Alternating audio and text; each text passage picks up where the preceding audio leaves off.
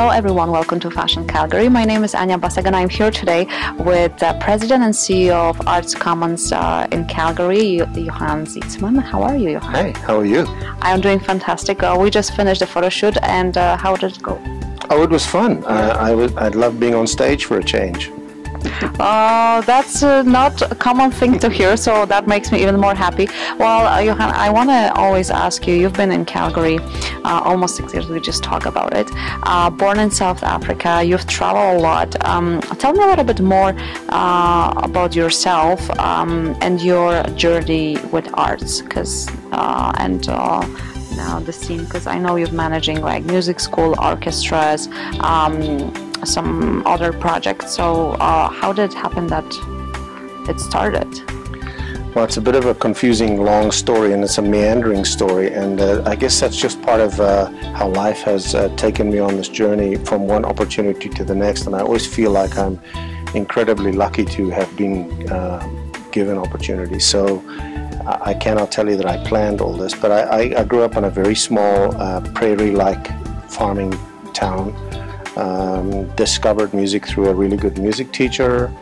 The bugle became a trumpet, the trumpet became a French horn, the French horn became, I played in orchestras in South Africa while I was studying architecture, and after I qualified as an architect I did a master's degree in music in New York because I wanted to know a little bit more about music. And when I read that I was very impressed. Like, no, don't be. It was not a plan. It was not a plan. It just kind of happened, and it felt right at the time. And when you're in your middle and late 20s, you're bulletproof and everything is easy. And I had a wonderful partner at the time who has now been my wife for 35 years, and she was up for it and encouraged me all the way, and went around the world with me. So it was fun, and so. Since coming back from New York way back in '82, I've been doing many of the things that you mentioned, and always driven by one thing, and that is that the arts make a difference. It actually changes lives, and I've seen that in very specific ways, and I've been incredibly privileged to be part of it and to feel that I've made a difference in small ways, and that's all that matters, is making a difference one person at a time.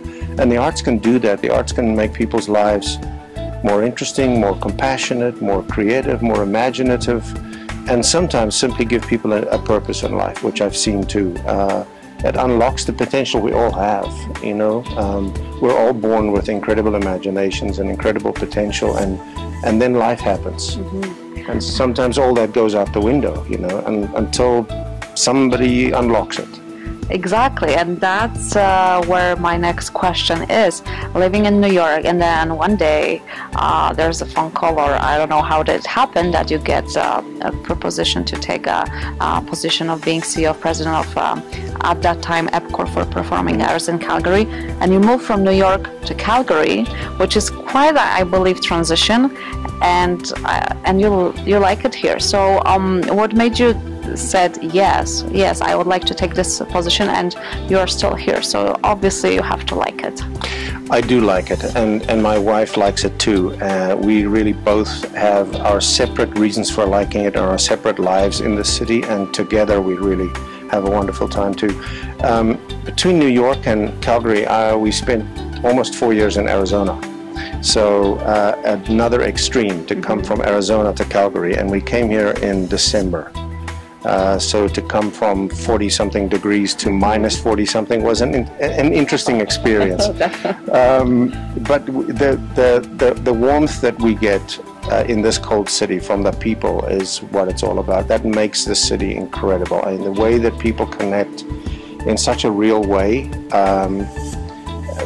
really is quite unlike many cities I've been in of this size. Usually the bigger a city, the more impersonal it becomes. People live for themselves, but that's not Calgary. People really live for each other, and I have being African, I have an African philosophy inborn in me, which is Ubuntu, which means I am because we are. And if that's in you, and you land in a city like Calgary where that is true, and a thing like the flood happens, and you see how people connect with strangers, not many cities are like that. And on top of that, it's a really, really dynamic city with incredible hunger for constantly improving itself. And to be in the arts in a city like that is the perfect place to be. Tell me, I know I've received a lot of questions before we got here. People are asking, you have to ask that question. Why change between from EPCOR for performing arts to arts commerce? That's a thing that everyone keep asking me. I'm like, okay, I'll take this opportunity and ask you. It's a great question, and I'm glad people ask it, because we actually want people to think about this. Well, the first easy part of the answer is EPCOR was a naming sponsor for 10 years, and that deal expired 3 years ago. So the EPCOR piece had to go, and we had to find either another sponsor's name to go up there or just call ourselves the Calgary Center for the Performing Arts, which seems like an easy solution. But we felt very strongly that the description Center for the Performing Arts has associations in people's minds which are not what we are anymore. We are still that, which is a place for excellence for the best orchestra, the best resident companies, theater companies.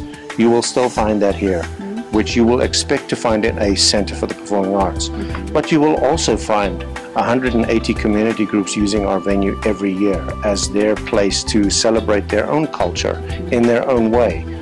And those are not orchestras and theater companies and so on. They are just regular community groups who feel at home here and who feel a need to celebrate and express themselves here. And we felt the name should say that. The name should be all-embracive, should be accessible, should be not exclusive. And so arts is the obvious part of our name. And in other words, not performing arts, but arts, because we do visual arts, we do media arts, we do all kinds of arts. And Commons is that place where people gather. It's that place where the community comes together to simply share. Share a story, share a drink, share an experience, share a concert, share a party around the arts. And so Arts Commons for us says everything about who we are, which still includes excellent high art, classical arts, absolutely, but it also includes so much more. So we're this and that. And I love it. One of my personal questions I have to ask you about your bow ties. I know you've been famous in Calgary for those. Is that a passion for you, or do you collect them? How does that part looks? Well, it's interesting. My dad used to wear bow ties or long ties. So he, of that generation. So every day when he went to work, he put on one of the two. So I saw bow ties around our house a little bit. So I guess that has an influence. But when I was studying architecture, and I studied at a university where you had to wear a tie. I can't believe universities used to be like that, but they were. And we had to wear ties. And I can remember one evening sitting at my drawing board, and we were not designing and drawing with computers in those days. This was pencils and ink and everything. And this tie kept getting in my way because it kept hanging where I was trying to do something. And something in my mind reminded me that I had a bow tie of my dad that he gave me in my closet. So I would wear that the next day. So I tried, and I put this thing on, and it was out of my way, and it never got in my way. And I kind of liked it, and people made comments. And when you're 20 or 21 or whatever, and they like that. People like it, especially girls, I guess.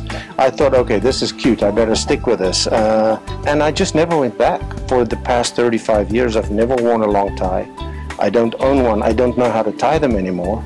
And I tie my own bow ties. So for me, this is easy to do. And, once you start something now, everybody gives me bow ties for birthday presents and Christmas. So the collection grows, and I probably have 130 bow ties. So. Well, that's good to know. You might get another 131 from us at some point. Well, we are so grateful that you said yes to be one of the ambassadors for this year's campaign, and we hope to see you at this year's gala event in the fall. Thank you so much. Well, and I wish you and your campaign well. It's for a very good cause, and I hope it's very successful this year. Thank you so much.